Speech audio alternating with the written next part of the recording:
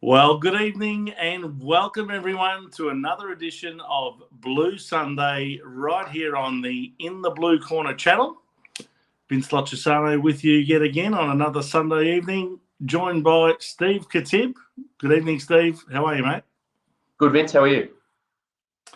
Not bad for a Carlton supporter after a loss to Collingwood, but I've got to say, I expected us to lose by a lot more after the first quarter. But we hung in there today, and I know a lot of people won't share my sentiments in this way because they're very uncompromising when it comes to playing Collingwood, and it's all or nothing, and they don't like to make excuses when we lose games, and that's fair enough. But I think we're entitled to probably get overwhelmed there this afternoon after losing Jacob Wiedering in the first quarter. But after the initial unsettling of the team due to his loss, I think that we reset ourselves. We changed the pace of the game. We slowed it down. We played it more on our terms. In that second quarter, I don't think you could have ever been more proud of the team, the way they came back and actually hit the lead and took a one-goal lead into half-time. I thought that was really impressive, and unfortunately, they just couldn't hold on in the end. But, geez, they had a chance to almost snatch it at the end. What did you make of the game? Yeah, I don't think Carlton supporters understand how much they should hate Collingwood. I disagree with you, Vince. I think the modern Carlton supporter doesn't hate Collingwood enough. I don't think they understand the rivalry probably well. Right. That's I'm being honest. But I'm just talking about the circumstances of the game, not the opponent. No, sorry, I'm answering all your questions if you want me to answer them. Sure. So is it a rivalry? No. I think the modern Carlton supporter, the Gen X onwards, the rivalry's escended for some reason. Maybe 99 prelim, or maybe the 99 prelim and what they did in 2000. Yeah. For mine, it's always Collingwood, and it's not about generational. It's been over the longevity of the football club. I think that's the true rivalry, and always has been, always will be. Wiedering gets injured. Definitely, they were set. Don't underestimate them as a team, though. They're well coached, well drilled, and set up very well. Carlton or Collingwood? Collingwood, right.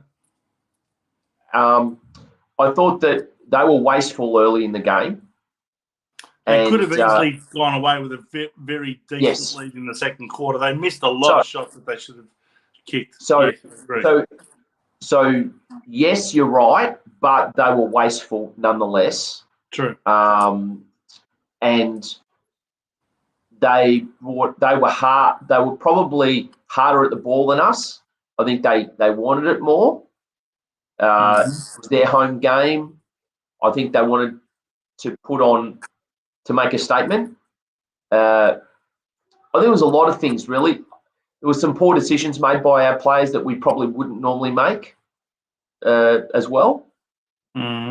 Whether players overawed by the situation, probably not. I think it was probably a little bit of an off day.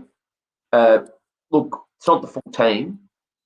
Harry Mackay plays. That's probably a different story for them to hold him as well. Well, can you imagine if Harry Mackay and Jacob Wiedering were both in that team as part of our spine? I think it's a very different result, don't you? It is, but it wasn't at the same time. It wasn't because Vince, you can have that same argument with me about, but Carlton were lucky to win against Hawthorn and Port Adelaide, and you could say they were unlucky to lose against Collingwood. At the end of the day, you win some, you lose some. Yeah, that's correct. Look. To lose by such a small margin and not play your best football and not have all your players on the park, and also obviously have that injury to a key post early in the game. Yeah.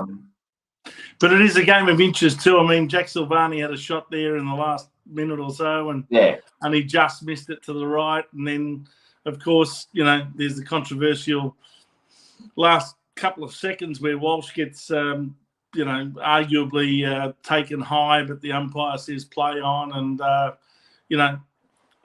decisions have been paid for that sort of thing in the past, and we may very well have snatched it. We'd be having a whole different conversation right now. And that's it, right? We want more umpiring decisions, yet we want less at the same time. I mean, how do you have it both ways? But you were right. I think they're the umpiring decisions we maybe look. Naturally, the whistle gets put away late in games, whether you like it or not. That's part of the game from an umpiring perspective. Yeah. Should they have let Collingwood get out to that lead? Look, they hurt us on transition so many times. Yes. They coughed the ball up, and they had players that could hurt us on the counter. Yeah. So well. You saw probably 3 or 4 of those goals in that second half. Just pure counter-attacking play where they had the paddock set up, where they had players free. That's right. Yeah. So it wasn't about owning possession. It was more about being smart when you had the ball. We weren't necessarily as clean or as smart as we could be. But, look, disappointing loss, but I'm sure they'll learn a lot from it. Yeah, they say you learn more from your losses than from your wins, and I guess we will now have a couple of weeks to reassess and freshen up. I think the players will be going away for 4 or 5 days to freshen up mentally as much as physically. Probably a good time now to have that break and then come back and reset for the Essendon game. That'll be another huge blockbuster at the MCG on a Friday night where they are celebrating their 150th year, and we'll be out to spoil the party, no doubt. And they had another loss tonight to Port Adelaide in Adelaide, although, they sort of fought on manfully to cut back somewhat of a big lead in the second quarter. But there were no goals at all scored in the last quarter, and, it just fizzled out, I think, that game. But Essendon will be out to, put their best foot forward against us in 2 weeks' time. There's no doubt about that. Yeah, and... you never know on the day, right? If we don't turn up. Well, not only that, now we have to start thinking about who's going to take Wiedering's spot in the side. He's clearly got a serious injury. It's going to be at least a month, maybe 2. Who knows? Maybe more. Shoulders and AC joint injuries are not insignificant in nature. They are very significant in nature, and they do hamper players a lot from being able to compete, even just to put their arms above their shoulders sometimes. That's right. Is a very painful thing to do after an injury like that. So, until he's 100% right, he shouldn't be put back into that team. He's too important. So we're now going to have to resort to players like Lewis Young, like Lockie Plowman, potentially bring in some players from the VFL such as Brodie Kemp. Caleb Marchbank is not too far away from a return to senior football. So maybe he could be an answer down there in defence. But we're stretching our list now, aren't we? I mean, we've talked about all year how these injuries are just mounting up and mounting up and mounting up. We've done a remarkable job of covering those injuries, in my view, until today, and we almost pinched it again. But, this time it went against us. We weren't holding on to a big lead like a lot of those other games where we fell in. Yeah. We actually were trying to play catch-up, and we weren't quite good enough to make up that last bit of difference. But I think Michael Voss in his press conference, I don't know, did you watch it? No, I didn't see that. No. Yeah, well, I listened to him in the press conference, and he's very much along the lines of what I'm talking about. I think there's a lot to be proud of in the way that they went about fighting back today.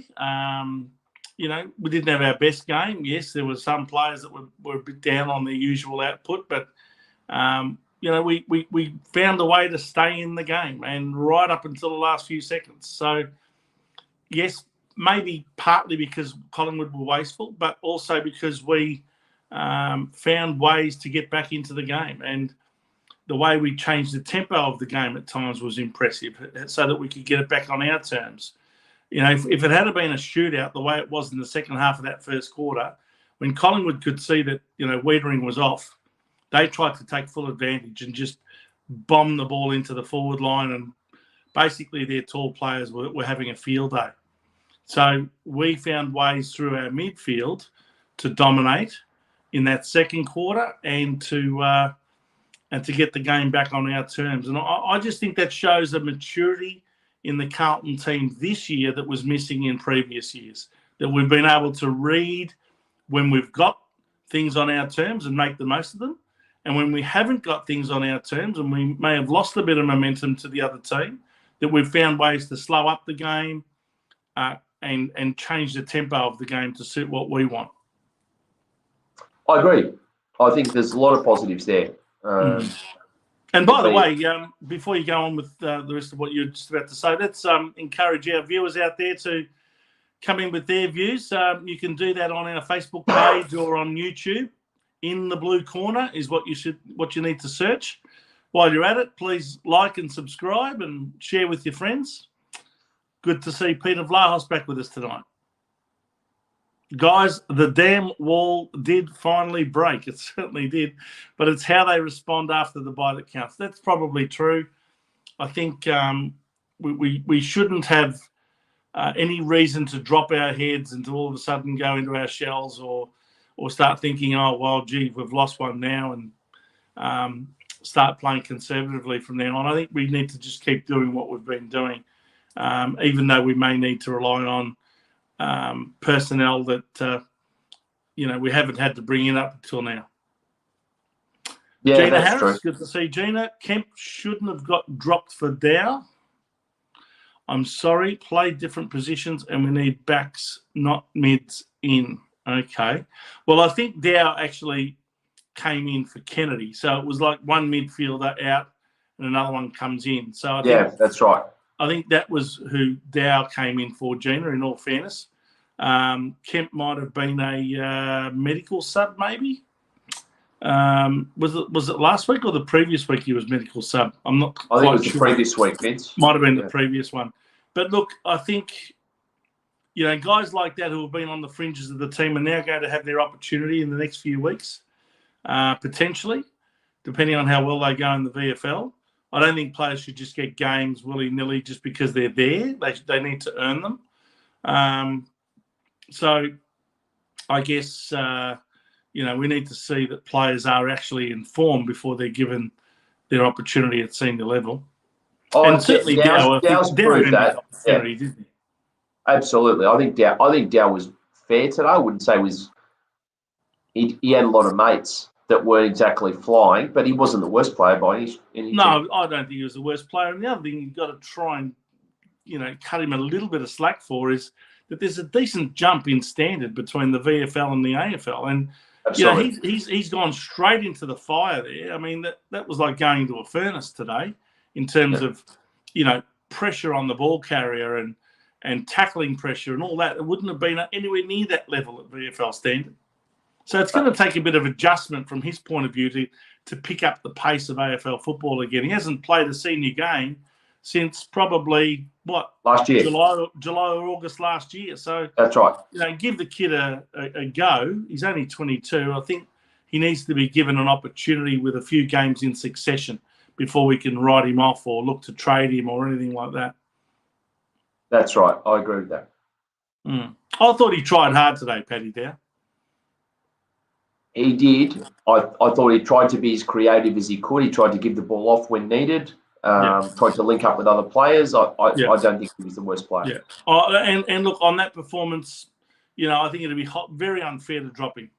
Put it that way. I think he needs to be given another opportunity. In fact, I think he needs to be given a month of senior football before you can sort of say, well, he's worthy of staying in the team or not. But anyway, let's see what happens. We've got that many injuries. He probably will keep his spot in the side.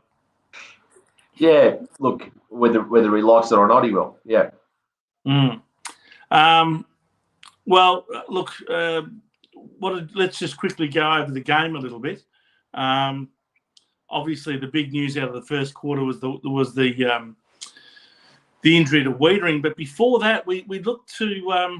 I thought Collingwood got off to initially a good start, and then all of a sudden we started to look like the superior team, and we got a couple of goals. And I think we were 2 goals to 1 up when Wiedering sustained his injury, and then all of a sudden you could just feel this change of momentum over the game, where Collingwood was just sinking it into their forward line and bombing it up for all of their tools to take advantage of, because Carlton were just bereft of any height up there. Agreed. Also, when Carlton did go forward, I don't think we used the ball very well into the forward line. That was also the other observation, I would say, that we tended to kick and hope rather than really run the ball in or lower our eyes to find a target. Charlie's goals, as great as they were creative goals. They weren't, textbook goals. They were more true. Showing his skill where he can just face away from goal and then turn on that 5-cent piece in one motion and kick. I mean, that's probably, that skill is worth probably $500,000 a year plus in a forward, to be able to face away from goal, turn in one motion, and then as Peter Landy would say, turn on a threepenny bit. Absolutely, 5-cent piece. I'm modernising it for our audience. Yes, and that is, I mean, and not just turn on that 5-cent piece or threepenny bit, but penetrate with a 50-metre kick. Yeah. Off one or two steps. It's actually one of the first things Charlie Curnow did last year when he came back in his comeback match. I think it might have been against St Kilda. I think that night when we really smashed them, and I think he got the ball on that sort of 50-metre line, turned around exactly as you pointed out, and kicked the ball towards goal, and it basically sailed through. And very penetrating 50-metre kick from basically that kick. Start. That kick is sort of goalpost height and stays goalpost height for the majority of the journey. Yeah, and penetrates through. And this is all off one or two steps, facing away from goal and turning. Yep. I think that is, if I was a defender, it's undefendable, really. That piece of play that he produced. Yeah. And because you need an extra player there to control that arc, knowing where he's going to wheel around. And you don't know when he's going to do it. No. Well, I think Collingwood were very wasteful too. I think in the end, I think they went at one stage from 3 goals straight to 4 goals, 8 at half time. I think they had 9 shots in their last 9 shots for goal, if you like, of the first half. They kicked 1 goal, 8. And a lot of those misses were just, unforgivable, really. I think Ginnivan didn't have a very good game, and I think he hit the post on one of them and missed it from really, point blank range, 20 metres out, and missed it to the left on another shot. So they were very wasteful. They had probably every reason to think that they should have been up by a good 2 or 3 goals at half time, but in the end they went in 1 goal down. Here's Adam Shaw all the way from Tucson, Arizona. Great to see you, Adam. I've seen or spoken to Adam for months. Good to see you, mate. Lacking defenders. Composure and forward pressure was lacking. I'd probably agree with that. I think the ball came out of our forward line a lot easier than what we've seen in recent weeks. So a lot of those smaller forwards probably weren't doing enough to keep the ball in there today. Agreed. How many times was side bottom left wide open? Yes, that's true. He was quite damaging. Questionable effort. Well, I think, Adam, we have to now look at, the makeup and composition of the team, especially that forward line with all of those smallish forwards such as Corey Durden, Matthew Owies, and Jesse Motlop. I think maybe we've got at least one too many of that type of small forward, and they're not doing enough pressure-wise to keep the ball in. Certainly not. Vince, it's great for you to say that, but who are you going to put in instead? Well, Jack Martin didn't play today. He's potentially one that can come back in. And do you think he'll bring pressure? Well, maybe not. But at least he'll bring a bit of class to the forward line when he does. Okay, so he'll kick 2 goals, miss 2 goals 4 or something like that. Well, put it and this the way, ball will Steve, bounce if out. he doesn't Come bring on. pressure, he should be told, you want your spot back in the team. Show us in the VFL how well you can do that, and then come back into the seniors, and you got to do it again. And otherwise, we're going to drop you again. Expensive player running around in the VFL. Exactly. That's a lot of money. That's a lot of money running around on the suburban grounds. I don't care whether he's paid $100,000 a year or $1 million a year. He's got to do the same things as everyone else in that team in terms of what they're expected to do from a pressure point of view. Otherwise, he shouldn't be given a game. He's been at the club for, 3 years now, Vince? Well, why should he be given is this an his automatic 4th year? game just because he's on a big contract? Tell me, why? No, I'm agreeing with you. But I'm saying, how do you manage this player then? Because obviously, he's not up to it. Well, I think you've just got to reiterate what the standards are. And if he doesn't uphold those standards, he can show us, what he's capable of in the VFL before he gets another game in the seniors. But if you've got players of that financial burden on the club, but they're going to be that financial burden on the club whether they're playing seniors or VFL. So let them know. But this is in the seniors unless they do what's required. But we know what his mojo is now, right? Let's be honest. We know his modus operandi. Look good.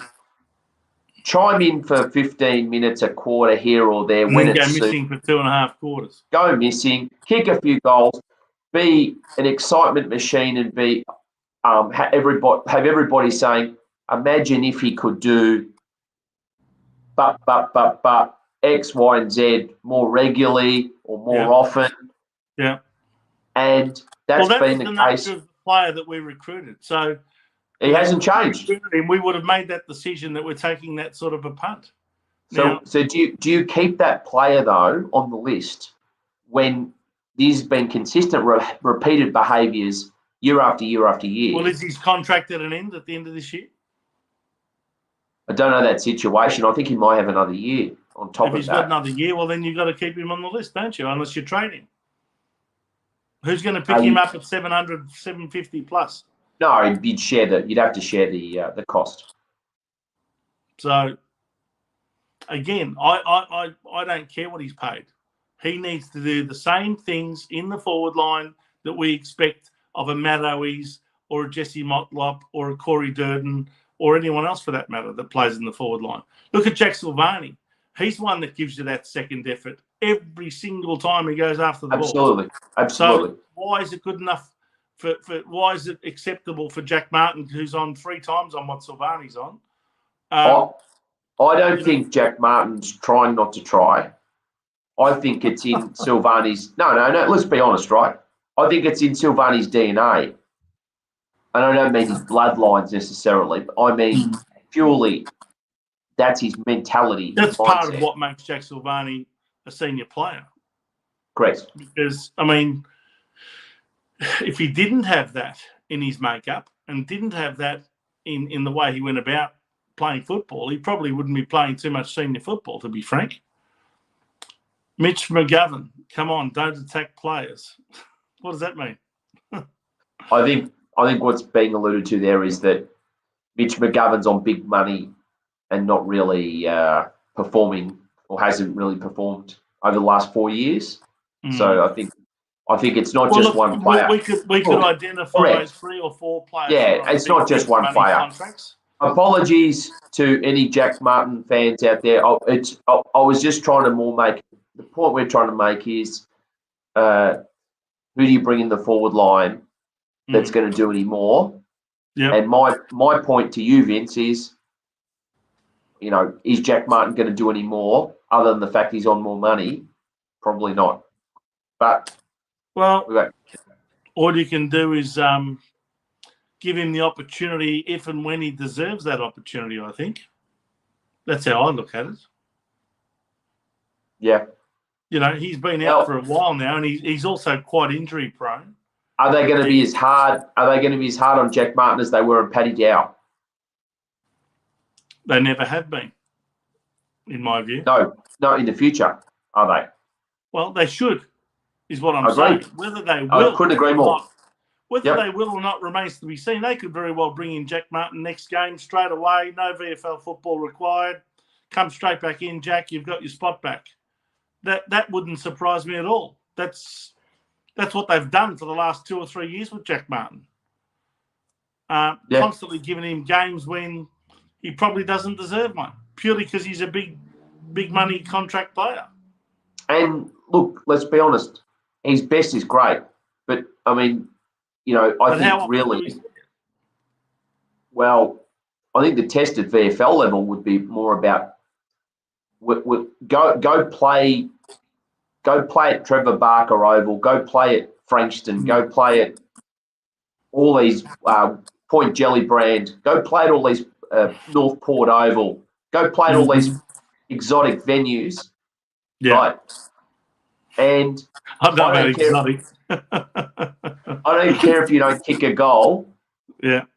It's what you're doing when you don't have the ball that I'm focused on. Yeah.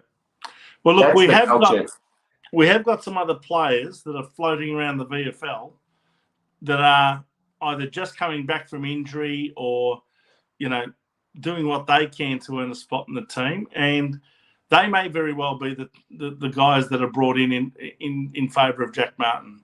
Guys like Josh Honey, for example, who are coming back from injury. Now, we've seen Josh Honey play before, and he impressed in a few games last year. Lockie Fogarty is another one, or Fogarty, depending on where you come from. He's another one that's trying to knock on the door. No, I'm sorry. Hopefully Matthew Kennedy comes back next week. He's another one that would have been very handy up forward today because he can take a contested mark and he is a beautiful kick. So he would be, in my view, far more worthy of being brought back into the team ahead of Jack Martin. Yeah, I don't know about Lockie Fogarty, Vince. I'll disagree with you there. I'm just saying he's in the mix, right? Yeah, all right. To come into that forward line, if they decide that 3 small forwards is too many. Because that's where this whole conversation started. We've got Durden, we've got Owies, we've got Pickett, not Pickett, Motlop. And, maybe that's just too many small forwards for one forward line. Well, also, it's also about the system that they play. Normally, Charlie's leading one out, nowhere near the small forwards. So it's not like they're crumbing him. Whereas if Harry Mackay was there, generally they'd have more players to crumb. So it's about a balance, isn't it? Mm. Yes, indeed. Well, it'll be interesting. I mean, we've got 2 weeks now, so guys like Kennedy will have another 2 weeks to get over what other sort of injuries they might have. and also those other players that are on the injury list. I mean, there's that many of them. Some of them are still many, many weeks away, like Zach Williams. He's, miles away. Harry's still probably a good month away. Mark Pitnet would have to be at least another 2 months away. Luke Parks is probably 2 to 3 months away.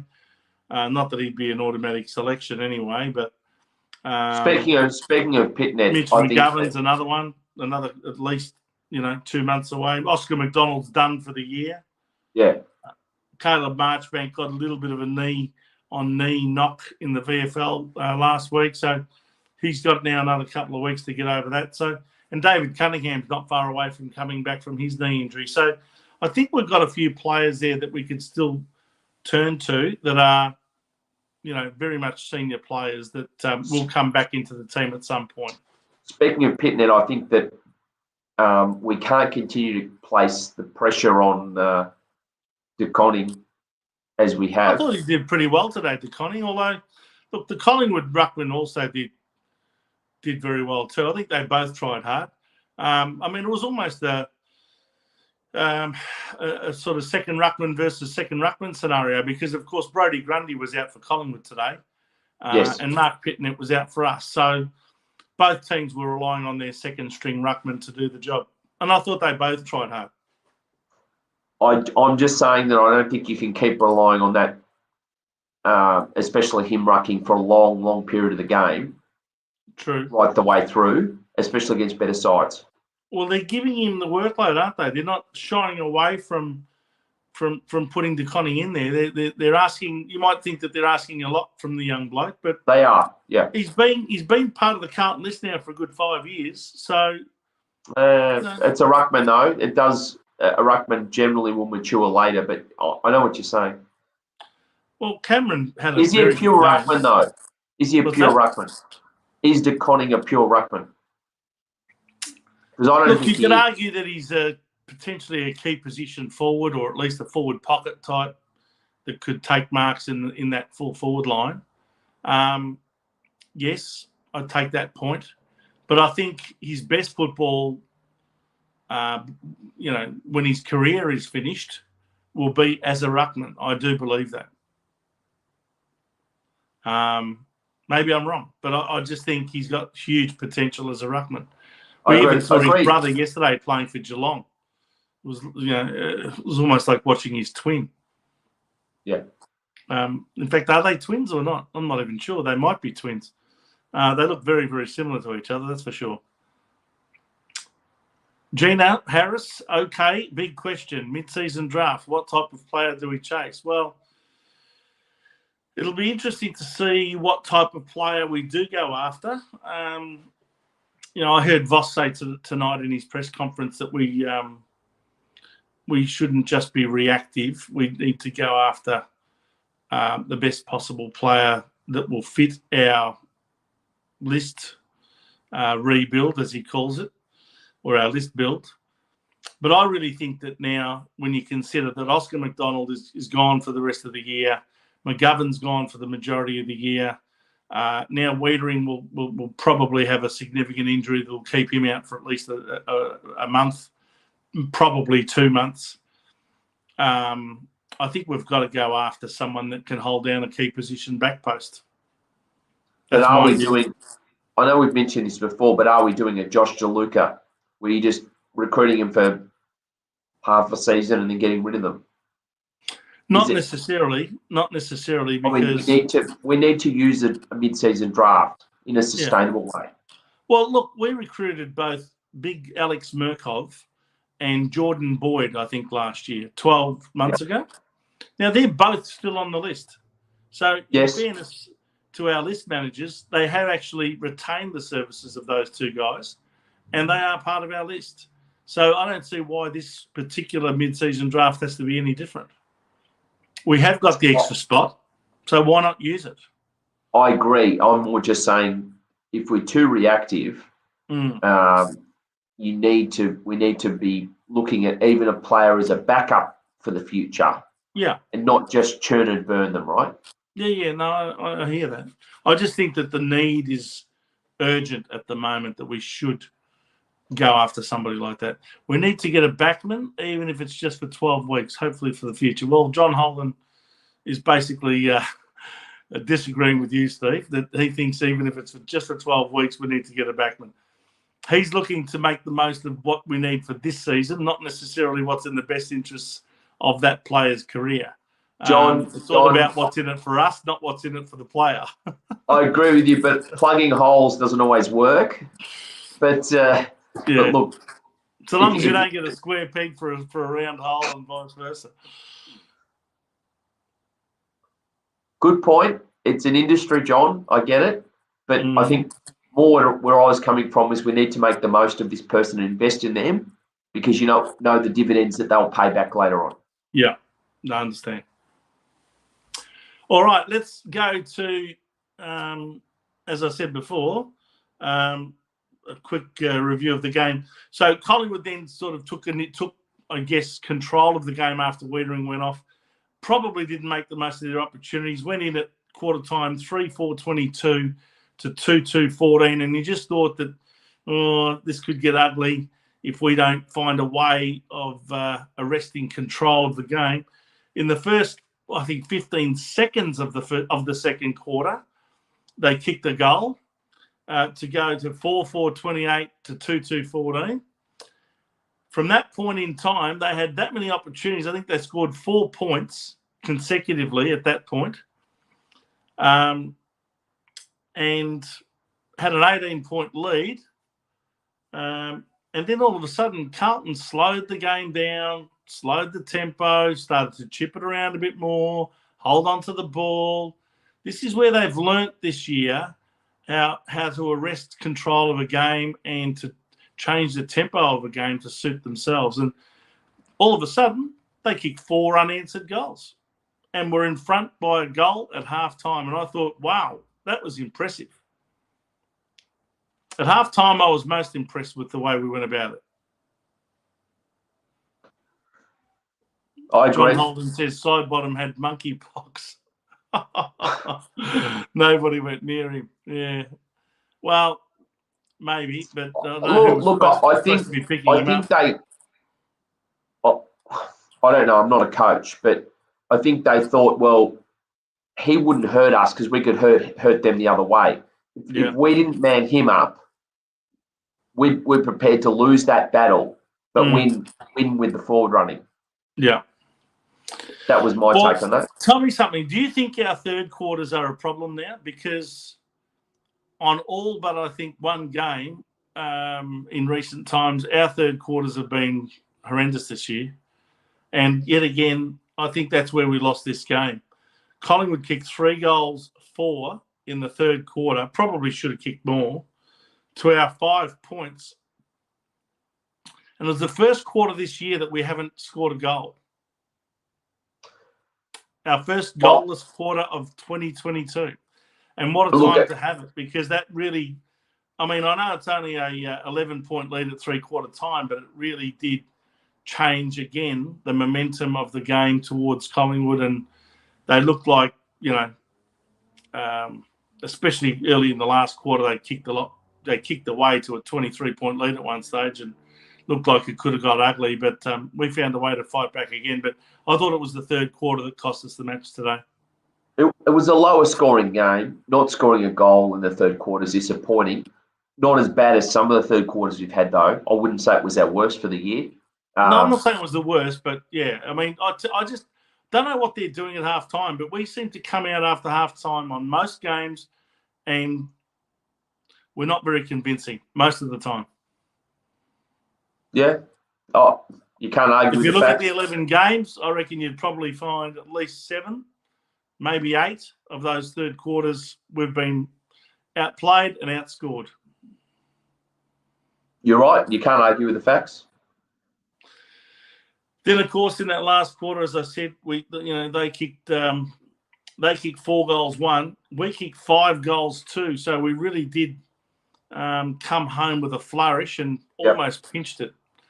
When Jack Silvani had that snapshot, did you think, oh, here we go, we're going to pinch this? Well, it was a hurried snap, so he had no time at all to assess the situation. He did, no. And he almost got it. On the flip side, on the other side of the ground, there was a free kick paid to us that allowed us to transfer play. It almost looked like they were going to win a goal and score a goal and ice the game. Yeah. And it was like that nearly a 2-goal swing where they didn't score and we were going to kick a goal to win. True. It was pretty close. It was very, very close. And look, they could have gone either way in the end. All right, Stephen, let's get your 3-2-1 for the game. Who are you going to give your best man on the ground to for 3 votes? And who are you going to give the 2 votes to and 1? I'd probably say, Cripps was best for mine. Cripps was best? Yep. Yep. What did you think? So that's your 3 votes? Okay, well, I'll give you mine in a second. Okay, all right. So I'll give Curnow probably 2. I don't want to pick goal kickers necessarily because there are other players that influence the game.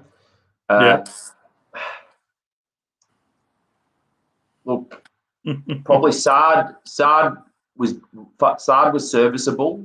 It was creative. Yeah. Saad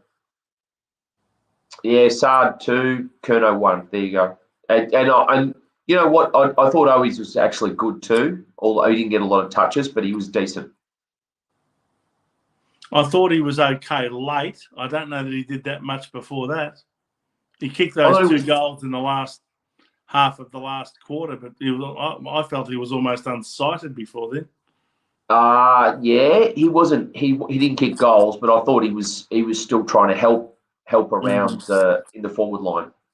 But I'd give that'll be my 3. I wouldn't give Owies a vote, but I'm just throwing him in there.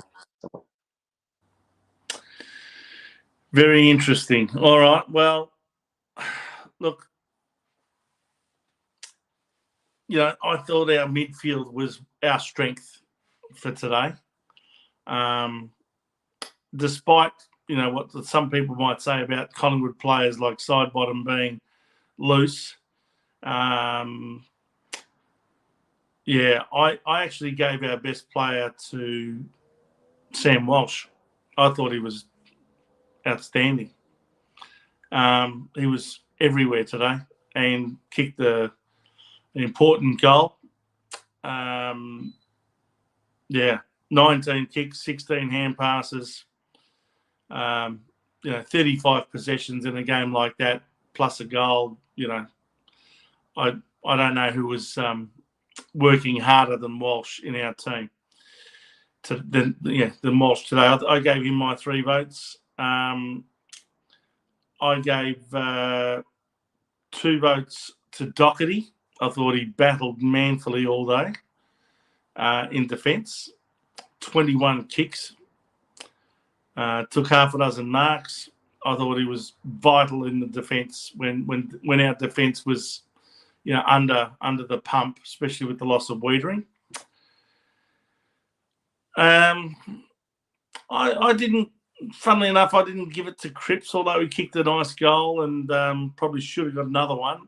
Had 25 possessions. I didn't give it to him. I gave it to Assad, just like you did. What about 27 the marks? possessions as well, and was a attacking and creative halfback flanker. What about some of the marks that Cripps took, Vince, under pressure? Crucial. Important. One of them. I don't just look at. I don't look at statistics only. What's that? I don't just look at statistics only. It's what the player did in the moment. Of course, I understand that. And look, it's an opinion business, so we'll absolutely. I'm challenging your opinion. That's all. I'd probably fall short of giving Cripps, best 3. Yeah. He was definitely in my top 5, but he wasn't in my top 3. Okay. And that's not even counting players like Chera, who got 30, and Hewitt, who got 31. They all did great jobs in the middle. And Paddy Dow got over 20 possessions today. I thought he had a reasonable game. 5 tackles. That's not a game that you'd be dropping him on. No way in the world. No. If anything, let's discuss the players that you were most disappointed in. Who did you feel is going to be struggling for their position in the team? And by the way, you know who else I would have put in my top 5? A guy who only got 1 kick and 4 hand passes for the game. Who am I talking about? So he's only got 5 possessions for the entire game, and I thought he was in our top half a dozen players. Purely because of the job he did on his opponent, which I thought was outstanding.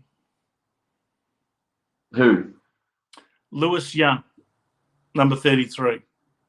He kept Brody Myercheck to bugger all. In fact, I'll have a look. Myercheck also only got 5 possessions, 3 kicks, 2 hand passes. I think kicked 1 point. I thought that was that Myercheck to me was potentially the guy that was going to kick a bag full of goals today. But I thought Lewis Young did a brilliant job of nullifying him. Yeah, I would say Young was fair. I think Myercheck was ordinary. I think it contributed. I'd just say you've got to give Lewis Young credit where credit's due. His job is to keep his opponent nullified and having no impact on the game. And Myercheck in the end had no impact on the game whatsoever. So I think sometimes you're right. We look too much at who got 30 possessions rather than who actually did their job and did it really, really well. I thought Lewis Young was one of our top half dozen players on the ground, and yet he only got the one kick. And look, when you rank these players, right, naturally Sam Walsh is you're rating him higher because you're saying for Sam Walsh, was it a 9 out of 10 game, or was it a 9 out of 10 game across the board? Yeah. Walsh has had better games, and probably, but he still we rank them harder. Yeah, maybe, but I think meters gained. He had some beautiful long penetrating kicks. He was constantly, working his backside off, kicking under pressure. I thought it was crucial that he played the game that he did for us to have any chance. And look, I just thought he was our best midfielder on the day. That's all. And let's be honest, it's in the midfield that you need to win the battle of the midfield to have any chance of winning the game. That's right. Anyway, interestingly, from a possessions point of view, Collingwood won the game, and yet when you look at the highest possession winners on the ground, 6 out of the top 7 are from Carlton. Walsh had 35, Doherty 31, Hewitt 31, Chera 30, Sard 27, and then you've got the very first Collingwood player, Crisp, at 27. So and then Cripps had 25, and then you get down to DeGoey at 24, Dacos 23, and Adams 21. So, but what that talks to, we had the lion's share of the midfield, and yet we still lost the game. What that talks to is the way they score goals on transition in a counter-attacking fashion, and they use the ball. It's almost like the game of soccer, Steve. You can have one team having 65% of possession, the other team 35%, and yet the other 35% team can win 2 goals or 3 goals to 1. But if the coach you're counter-attacking to get set up defensively very well, it can lead to that counter-attacking style. True. I think Collingwood made our forward line, more dysfunctional, less functional, and were then able to break. That was the creativity in which they produced their goals. Yeah. All right, fair enough. I'm not sure if we had any other comments or questions from our viewers until we change tack. John Holden again. If a defender has a handful of touches but keeps his opponent quiet, he is better than a defender who has 25 possessions and his man kicks 4 goals. Yeah, look, I'd agree with that, John. It's all about, the job that you're meant to be out there for. I mean, if the coach says to you, I need you to have 25 possessions as a defender, I don't care if your opponent kicks 4 goals, there's got to be something wrong with him. I've never heard of a coach telling a defender to do that. But I've heard plenty of defenders get the praise from their coach for keeping their man quiet or goalless, as Lewis Young did today on Brody Myercheck, even though he might have only got a handful of possessions. I remember hearing Mark McClure once talk about Bruce Doull. He says one of the best games of football I've ever seen a defender play. He was playing on... remember Larry Donahue, who used to play for Geelong back in the late 70s, early 80s? You're going back a while now, Vince. Yeah, back at Cardinia Park, and he was playing on Larry Donahue, and Larry Donahue kicked something like 100 goals in that season. He was dominating, and Doull had something like 25 fist-aways, 6 shepherds, 4 smothers, and only actually kicked it or hand passed it 5 times for the game. He said, but it was absolutely clearly best on the ground by a mile. And yet he only probably recorded 5 possessions on the stat sheet.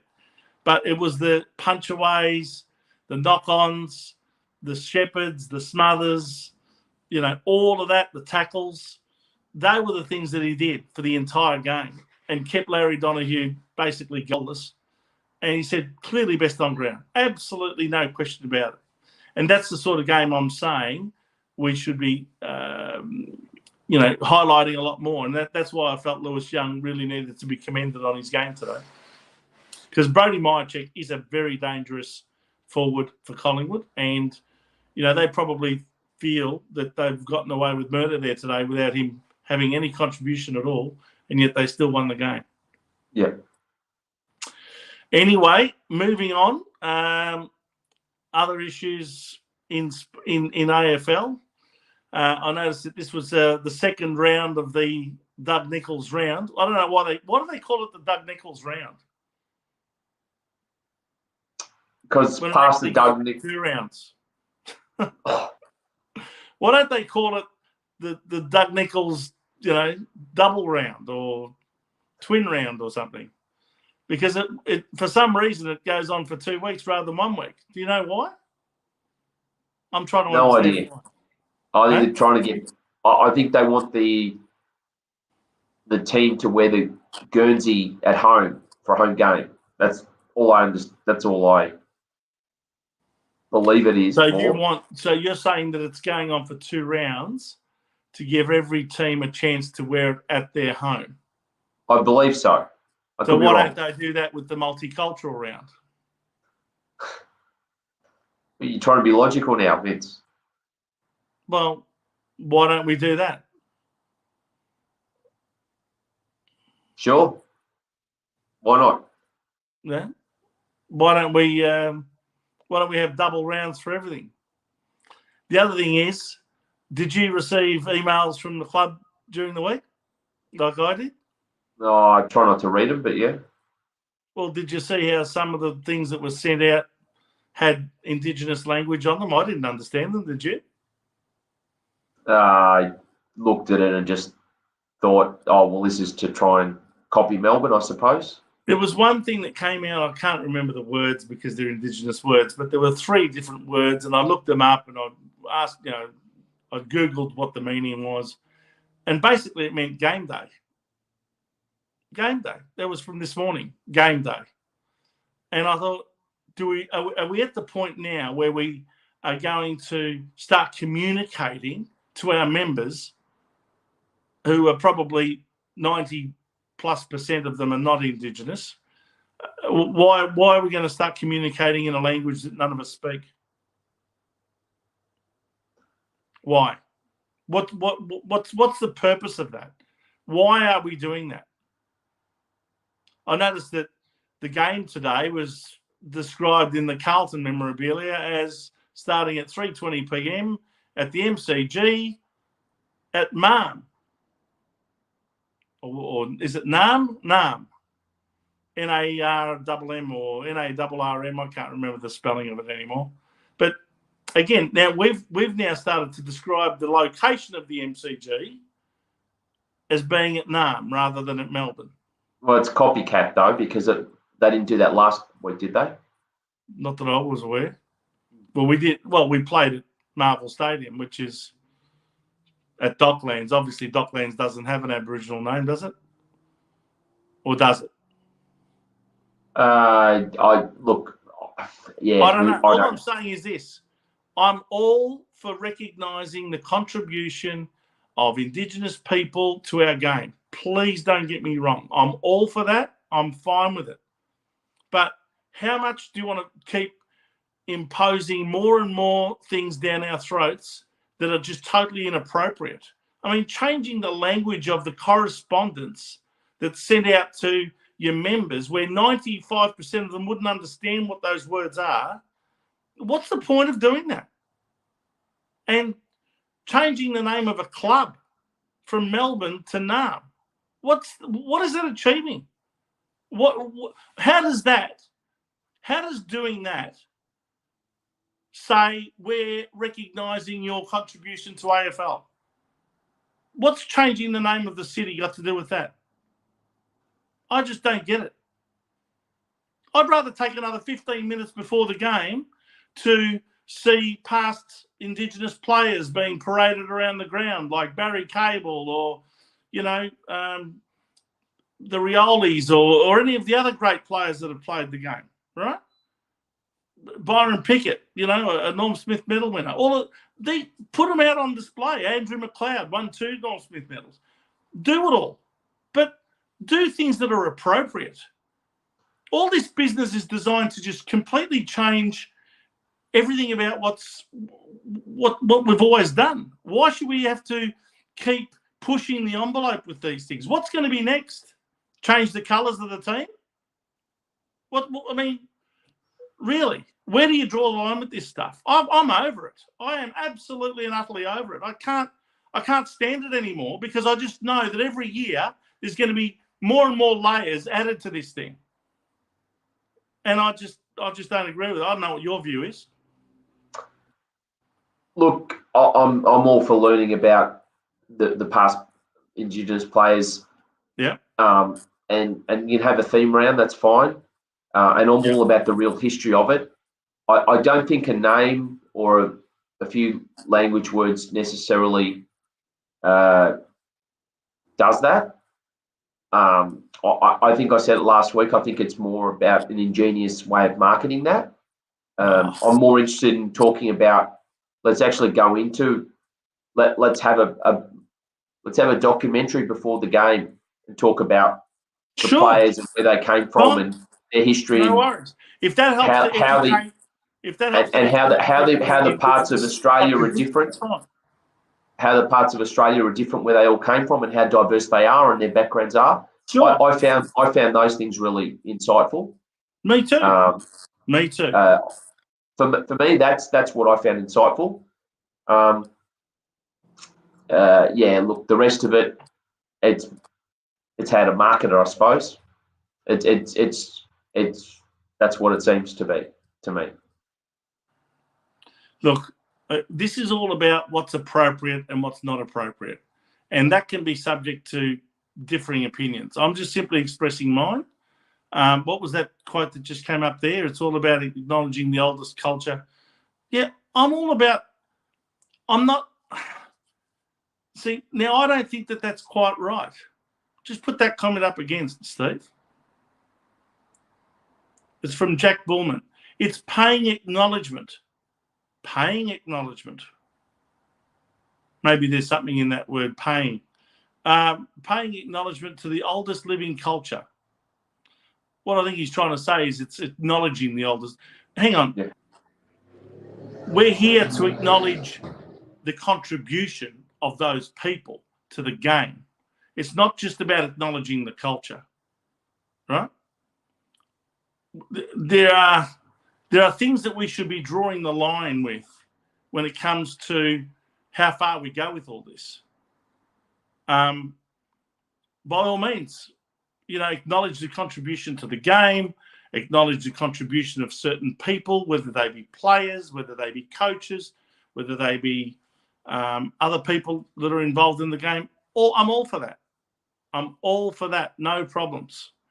But I think some of this other stuff is just pushing it too far, changing the names of clubs and stretching it over 2 rounds now instead of 1. And why? Why don't we make it 3 rounds or 4 rounds? The next minute it'll be a month. I think the for me, and I'm only speaking for myself. Yeah. The initial, I don't want to call the initial element to these games or these theme rounds. Yeah. Have been good when they first started. Yep. And I want them to stick to the reason they've had them in the first place. And that's why I talk about the education piece being very important to it. Mm-hmm.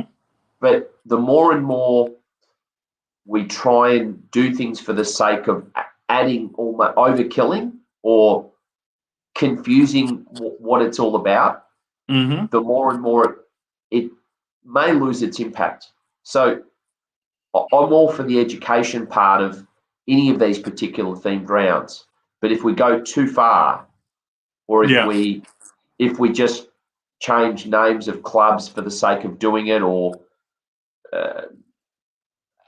it all tends to get lost in in the point of it all. That's my take on it anyway.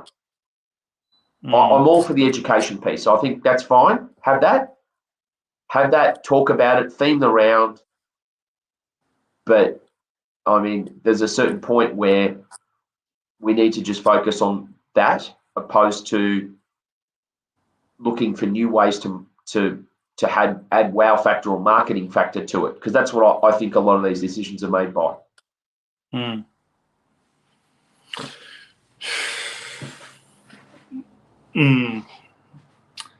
All right.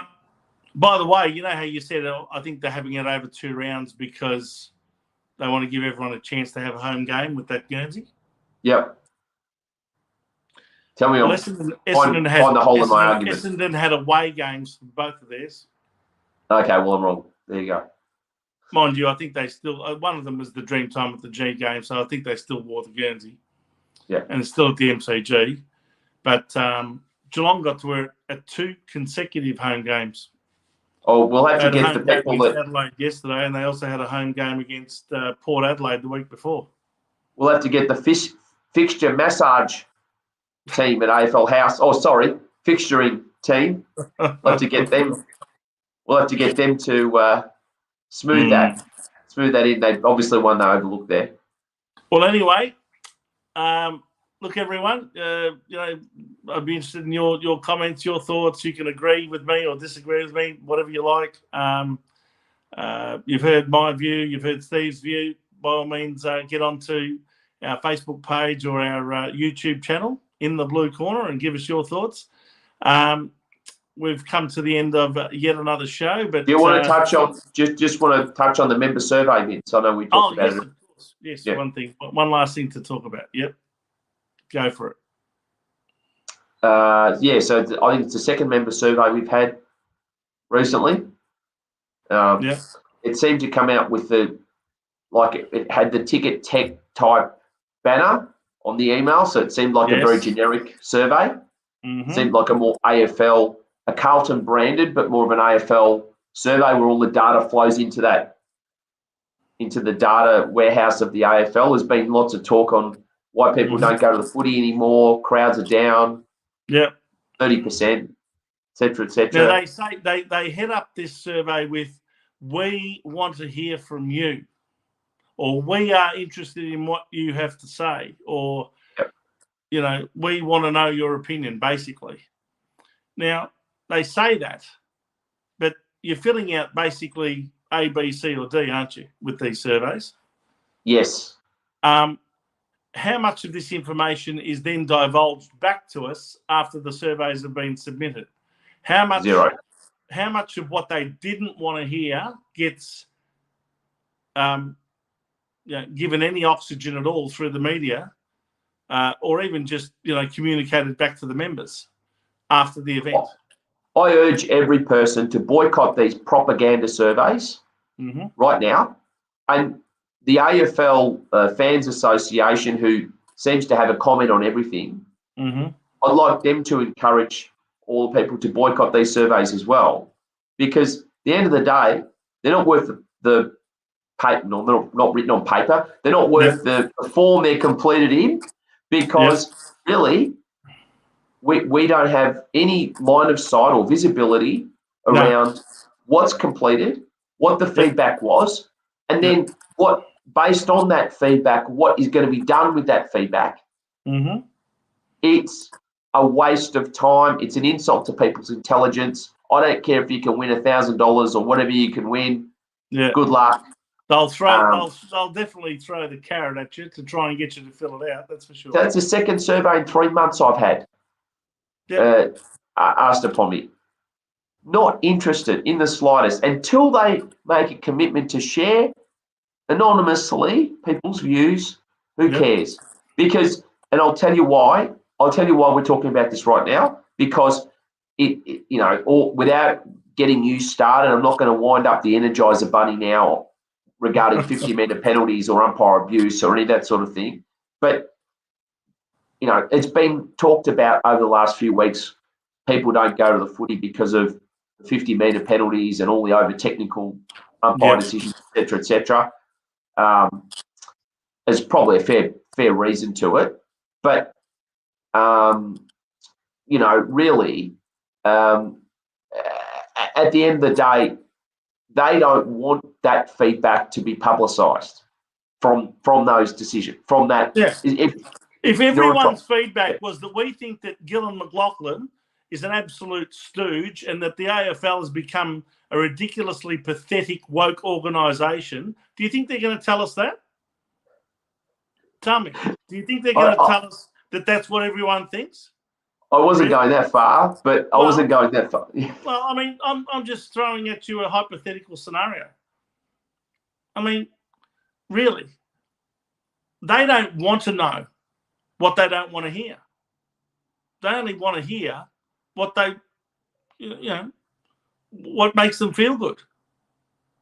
So, and they certainly won't publicise anything that's not what is in their interests, will they? I know Carlton don't care about this, but I'll say it anyway. Yeah. I would challenge Carlton to actually have a survey of members. Fair questions, not just Dorothy Dixer questions, but fair questions, open questions, more open than most. Yeah. And then share with the members what people thought. Share with the members what the actual fellow member thought. Absolutely. Heaven forbid. Heaven You are forbid. kidding yourself if you think that the Carlton board is going to divulge what everyone really thinks. Heaven forbid if someone who sat in the social club found out what someone who sat in the captain's club or whatever they're called these days, or sat in another area, thought about that. Heaven forbid if they shared any ideas or like-minded feedback together. No, we're not allowed that. I'd love to know what my fellow members think. I'd love to know because that I could learn something, or we could make the club a better place, right? Mm-hmm. That would be a starting point for all of that feedback. Yep. But instead, it's just something for the sponsors, or as Jimmy Raptis says, surveys are just there to get your details to a third party to send you junk mail, etc., and onto a system. That certainly does appear to be the case that every time you fill out these things, part of the fine print is that you agree to allow your details to be sent on to third-party marketing companies and what have you, and next minute, you're going to get emails galore and you're going to get text messages galore and, people are going to start trying to sell you things. It would be a bloody big book, Steve. There you go. Good on you, John. Good on you. Thanks very much for your support of our show and for giving us some feedback. Same to you, Jimmy and Peter and anyone else. We're doing a survey. Are we doing a survey, Vince, or you can just put your comments in the Facebook? I've probably done them in the past, but then I realised that I've gone to all this trouble and time to fill it out and to give my honest feedback, and in the end, I don't get to find out what anyone else thought. I don't get to see whether other people agree with me or disagree with me or anything. You don't get to really see any results from going to all that trouble. So no, you don't want me to talk about the you don't want me to talk about the census, then, do you? I'll tell you one thing. I've spoken to a lot of the Carltonian members in recent weeks, and that particular coterie is nothing like what it used to be, which is disappointing because it's only ever gone downhill since the club decided to take control of it, and as usual, in its pursuit of total control of everything, it's basically sanitised another what used to be a wonderful group of people that used to run their own show. Yeah, anyway, that is the spirit of cup. That's probably true. That comes with success, Jimmy. Yeah, look, to your point, Vince, I think the spirit of Carlton copped the same treatment. They did. Yeah, but yeah, look, I agree with you. We can talk about that on another show. Absolutely, crowds are up. I think whether we like it or not, we've got a bandwagon supporter base like any other club does. Yeah, let's be honest. Let's be fair. That's just how it is. Do you think they'd be up, Jimmy, if we were 3-8 instead of 8-3? I don't think so. There's a lot of I'm going to offend our fellow supporters, but plastic Carlton supporters, and every club has them, bandwagon supporters. Bandwagon. That find out, might have known you're a Carlton supporter and then bump into you and then want to talk Carlton ad nauseum. Mate, I didn't talk to you. You weren't talking to me 3, 4, 5, 6, 7, 8, 9 years ago about Carlton at all. You didn't want to know about them. And now suddenly I can't get rid of you. Anyway, that's just the nature of the beast, isn't it? It is indeed. Well, the next 3 weeks... Winners have success as many fathers and failure as an orphan, as they say. Yes, and we're all generals after the battle's been won. Or lost. Yes, look, the next 3 weeks we're going to see 6 matches per round as teams start taking their bye for the year. So in round 12 next week, Carlton is one of the 6 teams that will be having a rest. And then we come back in round 13 when we play Essendon on the Friday night, the 10th of June at 7:50 p.m. at the MCG. So that should be a blockbuster and a half where Essendon's celebrating their 150th anniversary. Hopefully we can spoil their party again, just like we did with Collingwood back in 1992 when they celebrated their centenary. And I think again in 2017 when they celebrated 125 years, they played Carlton on that day. And yet again, we spoiled the party. Anyway, so then we play after that Richmond on a Thursday night, the 16th of June at the MCG. Another Thursday night game at the MCG against the Tigers. That's 2 in the 1 year. So we've got a decent rest now, but then we play Essendon on a Friday night and a blockbuster, Richmond on a Thursday night and another blockbuster before we play our following game, I think against Fremantle the week after, back in Melbourne. So that'll be a chance to redeem ourselves after losing to Freo at their home ground 6 weeks ago now. Yep. Anyway, so that'll be a rest for the players, a rest for the coaches, and it will be a rest for us, I think, next week. I think even Joe and Beachy are taking a rest from their Wednesday night show this coming week where they obviously speculate about the composition of the team. There will be no team to speculate about this coming week. So they're taking a week off, and I think, Steve, you and I are going to have a well-earned week off as well next Sunday night. So until the following Sunday night, that'll be the Sunday after we've played Essendon. We won't see you till then, everyone. So until then, stay safe. Have a decent break from watching the footy, or at least from watching Carlton. And we'll see you in a fortnight from now when we join you again on Sunday at 8 p.m. on the 12th of June. So that'll be the long weekend, of course. Queen's birthday, long weekend. So we'll probably come to you on that Sunday night, the 12th. Look out for any change to that. I don't know what you're doing on the Easter Monday, Steve. You going to go to the Big Freeze game with Melbourne and Collingwood, or you going to be enjoying a long weekend somewhere? I think I'll be enjoying the long weekend, but haven't looked at that yet. But it's normally pretty cold that day. On the Sunday, it'll be on the Monday. So we'll work it out. On the Sunday, initially, be one of those days. If you don't see the show come up, it's probably because we've delayed it for 24 hours, and we're going to do it on the Monday night. But anyway, we'll certainly let you know on the In the Blue Corner Facebook page as to when the next show is. So keep your eyes out for that. Don't forget to join Rocco and all the boys on the Jumper Punch this coming Tuesday night. Huge show coming up, episode number 37, where they highlight the best Guernsey number of that particular episode. So who do you reckon they've got for number 37, Steve? I'll give you a clue. His most famous moment was in a Carlton and Collingwood grand final yes, of course. in 1979.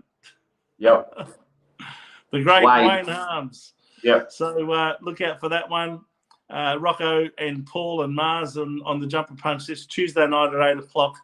And, of course, the full interview with Wayne Harms will be on the Jumper Punch channel on the Wednesday night at 8 o'clock. So that should be well worth watching. All right, everyone, until we see you again, have a wonderful time over the next fortnight. Until we see you again, it's good night from Vince. And go. And good night from Blues. Steve. Yep. And one thing left to say, go Blues.